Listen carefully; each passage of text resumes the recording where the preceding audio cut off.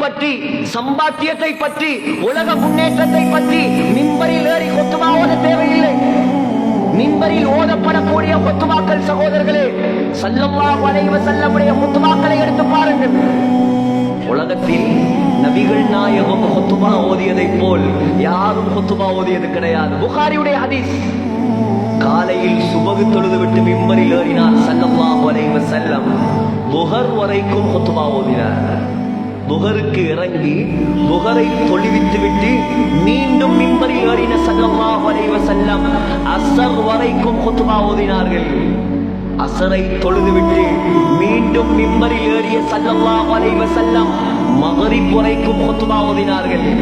மக்ரிபை தொழுதுவிட்டு மிம்பரில் ஏறிய ஸல்லல்லாஹு அலைஹி வஸல்லம் இஷா வரைக்கும் குத்பா ஓதினார்கள். உலகத்தில் யாரும் இப்படி குத்பா ஓதிய சரித்திரம் கிடையாது. இதா சாயிதல் மிம்பர் ஸல்லல்லாஹு அலைஹி வஸல்லம் மிம்பரில் ஏறினால் சகோதரர்களே, அலா சௌத்துஹு நபிகள் நாயகத்தின் சத்தம் உயர்ந்து விடும். வஹ்மரத் ஐனாஹு நபிகள் நாயகத்தின் கண்கள் சிவந்து விடும். வல்தஃபகத் வஜ்னதாஹு நரம்புகள் எல்லாம் உடைத்து வெளியே வந்துவிடும்.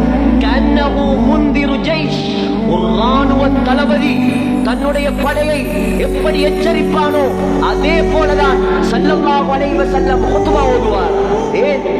இந்த சமூகத்தை சுவர்க்கத்தின் பக்கம் கொண்டு செல்வதற்காக, இந்த சமூகம் கபரில் வெற்றி அடைவதற்காக ஸல்லல்லாஹு அலைஹி வஸல்லம் சக்கராத்தில் கூட அழுதார், சக்கராத்தில் கூட துடித்தார்கள். இந்த சமூகம் தொழுகையை விட்டுவிட்டு நரகம் போய்விடக் கூடாது.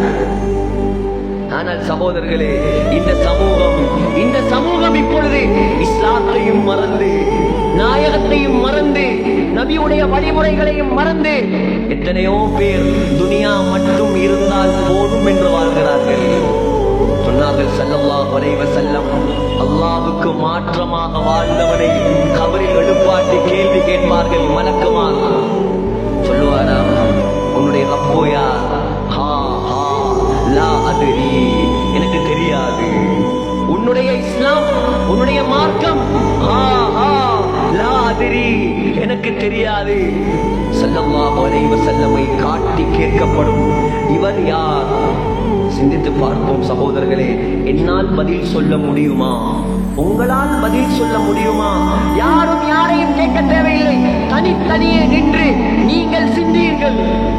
ஒவ்வொரு நாளும் இரவு தூங்குவதற்கு முன்னால் கண்ணாடிக்கு முன்னால் நின்று கேளுங்கள். தூங்க போறாய், நீ மௌத்தாகி உன்னை கபருக்குள் வைத்தால் மலக்குமார்கள் கேட்கும் கேள்விக்கு நீ பதில் சொல்வாயா? சகோதரர்களே, காலம் தூரத்தில் இல்லை, நெருங்கி வந்து கொண்டிருக்கிறது மௌத்து. மறந்து வாழ வேண்டாம்.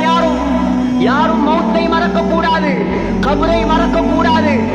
சொல்லுவானாம், லா அதிரி, நபியை பார்த்து கேட்பாங்க. எங்களுக்காக ரத்தம் சிந்திய தலைவர் அவர், எங்களுக்காக கியாமத் நாள்ல கூட ஃபாத்திமா, ஆயிஷா என்னுடைய மகள், என்னுடைய மனைவி சொல்ல மாட்டார் ஸல்லல்லாஹு அலைஹி வஸல்லம்.